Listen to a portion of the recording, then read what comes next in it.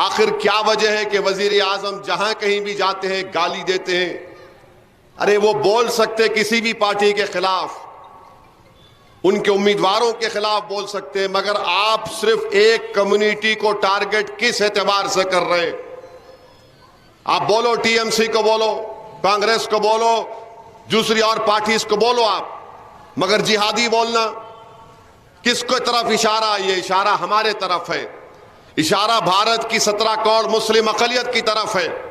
اور نریندر موڈی اس طرح کی تقریر کر کے وہ ایک ایم سی سی کریٹ کر دے نیا، اور وہ ہے موڈی کا کرمنل کوڈ کہ جو چاہے میں بول سکتا ہوں، مجھے کوئی روک نہیں سکتا۔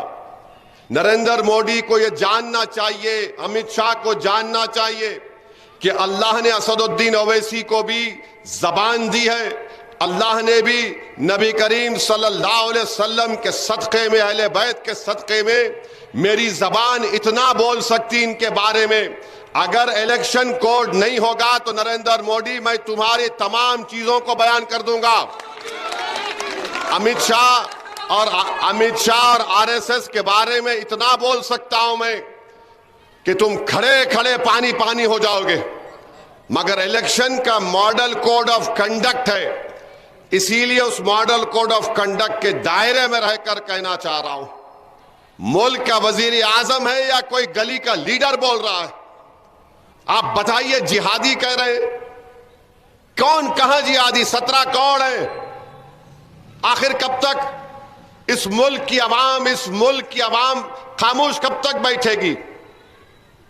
کبھی ہم کو گوشت کے نام پر مار دیا گیا، کبھی حجاب ہمارے ملک کے لیے خطرہ بنا دیا گیا، عزائیں خطرہ بن گئیں، اب ہمارا وجود خطرہ بنا دیا جا رہا ہے۔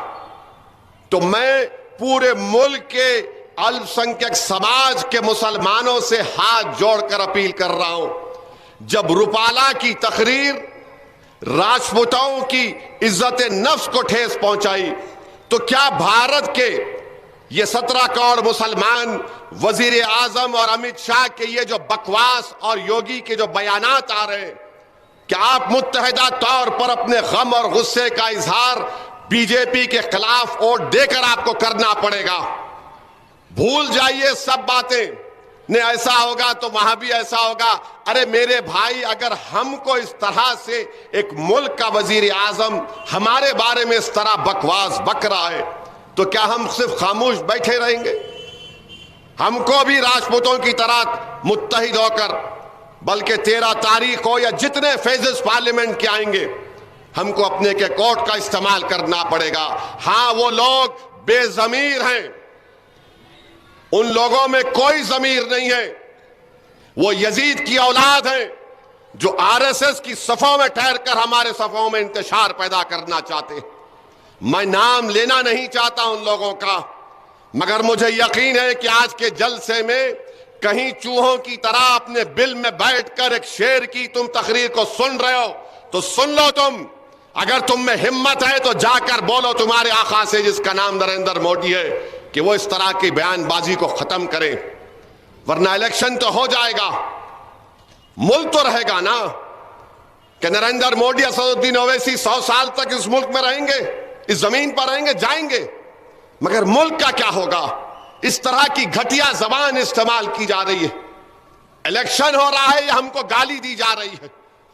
روز کہیں نہ کہیں وزیر اعظم اس طرح کی بھاشا اور الفاظ کو استعمال کرتے ہیں۔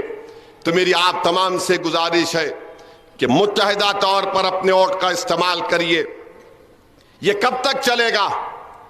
کب تک چلے گا؟ اس ملک کو آزاد ہم نے کیا، نریندر موڈی، جس آر ایس ایس سے آپ آتے، چڈی پہن کر لٹ پھلانے والوں نے انگریزوں کو نہیں بھگایا، جس کو تم گھسپیٹی بول رہے، جس کی عورتوں کو تم بول رہے کہ زیادہ بچے پیدا کر رہے، وہی